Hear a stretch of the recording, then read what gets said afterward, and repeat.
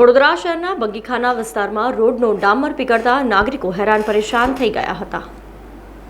હાલ પડી રહેલી કાળઝાળ ગરમીમાં વડોદરા શહેરના અનેક વિસ્તારોમાં નવા બનેલા રોડ પીગળ્યા હોવાના સમાચાર પ્રાપ્ત થઈ રહ્યા છે। તેવામાં હજુ તો ગઈકાલે જ વડોદરા શહેરના બગીખાના વિસ્તારનો મુખ્ય માર્ગ બનાવી તેના પર સિલિકોટ કરવામાં આવ્યો હતો। જોકે આજે જ એ રોડનો ડામર પીગળતા નાગરિકો હેરાન પરેશાન થઈ ગયા હતા। તેવામાં મીડિયા માધ્યમોના કેમેરા ખુલતાની સાથે જ તંત્રના નિંદ્રાધીન અધિકારીઓ અને કોન્ટ્રાક્ટરો જાગ્યા હતા અને પીગળેલા રોડ પર ડામર નાખવાની કામગીરી હાથ ધરી હતી।